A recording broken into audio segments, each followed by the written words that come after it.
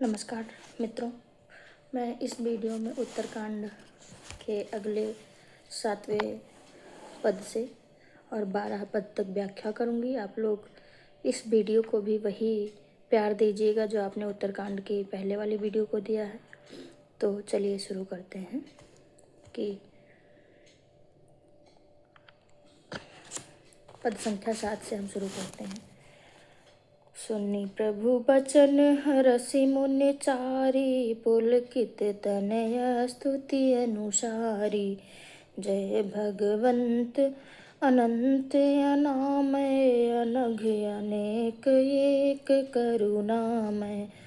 जय निर्गुण जय जय गुण सागर, सुख मंदिर सुंदर यति नागर। जय इंदिरा रमन जय भूधर, अनुपम अजय अनादि शोभाकर।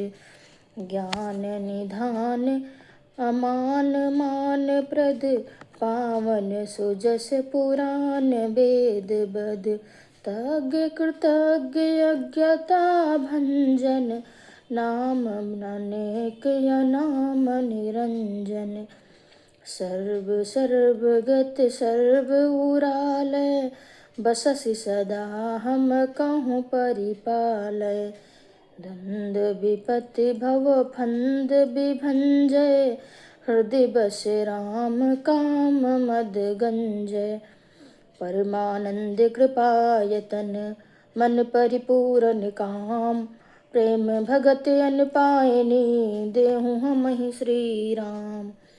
तो सुनिए व्याख्या, प्रसंग सहित व्याख्या। प्रसंग, एक बार प्रभु श्री राम उपवन में गए। वहाँ पर सनकादिक और चारों ऋषि भी आ गए और आदरपूर्वक प्रभु श्री राम की स्तुति करने लगे। क्या कहते हैं?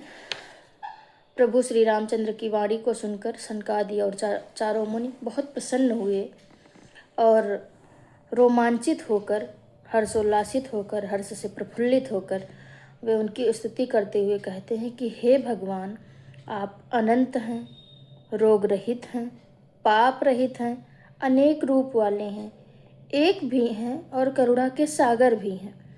हे निर्गुण और सगुण के सागर, आपकी जय हो। आप सुख के सागर, अत्यंत सुंदर और कुशल हैं। हे लक्ष्मीपति, हे प्रभु श्री राम, हे जगत शिरोमणि, हे प्रभु रामचंद्र, आप पृथ्वी को धारण करने वाले हैं। आप अलौकिक हैं, अजन्मा हैं, अनादि हैं और विश्व के सौंदर्य को रचने वाले हैं। आप ज्ञान के सागर हैं, सब तरह से मान से रहित हैं, किंतु दूसरों को मान प्रदान करते हैं। आपका सुंदर यश वेद और पुराणों में वर्णित है। आप जितना विश्व हैं उसे तत्रूप में जानते हैं, उसको आप अच्छी तरह जानते हैं, उसका तत्व जानते हैं, उसका सार जानते हैं। आप किसी के भी आधार को मानने वाले तथा किसी के अज्ञान को ध्वस्त करने वाले हैं। किसी भी व्यक्ति को जो आपकी शरण में आना चाहेगा, उसका आप ज्ञान का सागर बढ़ाएंगे, विवेक देंगे, सद्बुद्धि देंगे और अज्ञान को ध्वस्त करेंगे। मान का, मोह का, काम वासना का मर्दन करेंगे। आप अनेकों नाम हैं और कोई भी नाम नहीं। अगर देखा जाए तो प्रभु के बहुत नाम हैं और वो अनामय भी हैं, नाम में भी हैं, अनामय भी हैं। हे प्रभु, आप माया आदि सभी व्यंजन से रहित हैं।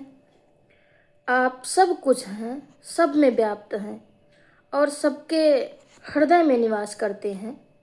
अतः आप हम लोगों का पालन करें। हम लोगों की यही प्रार्थना है आपसे। सुख दुख आदि जितने दंड हैं, जितनी विपत्तियां हैं, जितने संसार के बंधन हैं, सांसारिक मोह माया, भौतिक सुख, धर्म, अर्थ,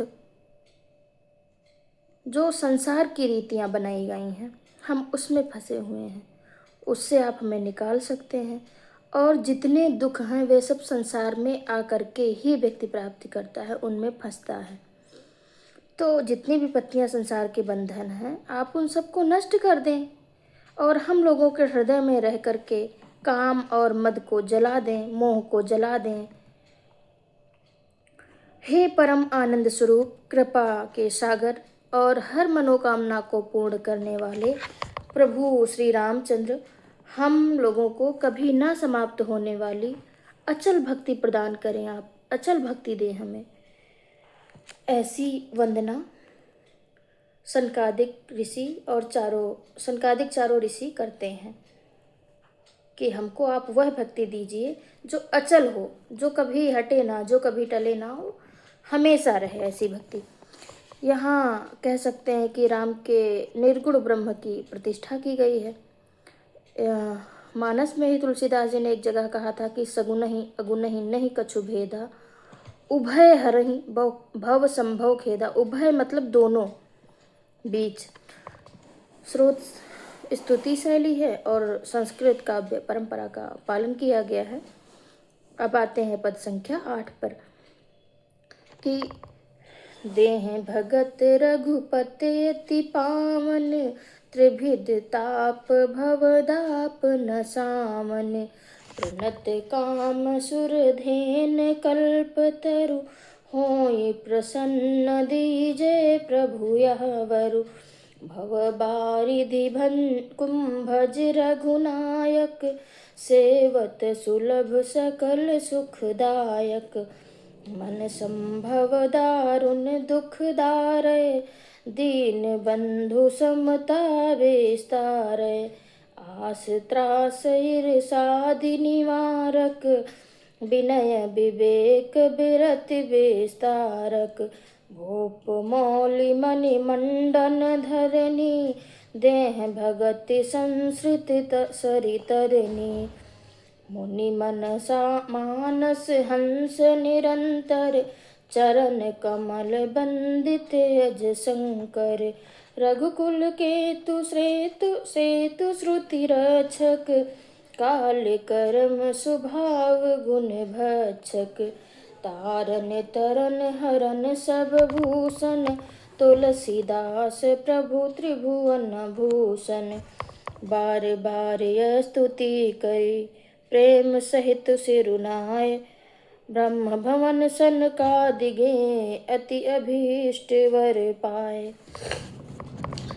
इसमें क्या कहते हैं कि प्रभु श्री राम की स्तुति सनकादिक मुनि कर ही रहे थे और मन भावना वर चाहते थे।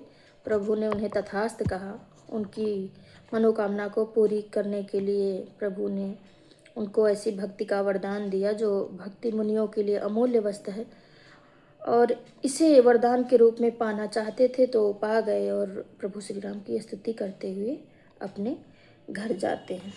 सनकादिक मुनि कहते हैं कि हे रामचंद्र, आप अपनी अत्यंत पवित्र भक्ति दें जो दैहिक, दैविक और भौतिक तीनों पापों को एवं भवबंधन के दर्प को नष्ट कर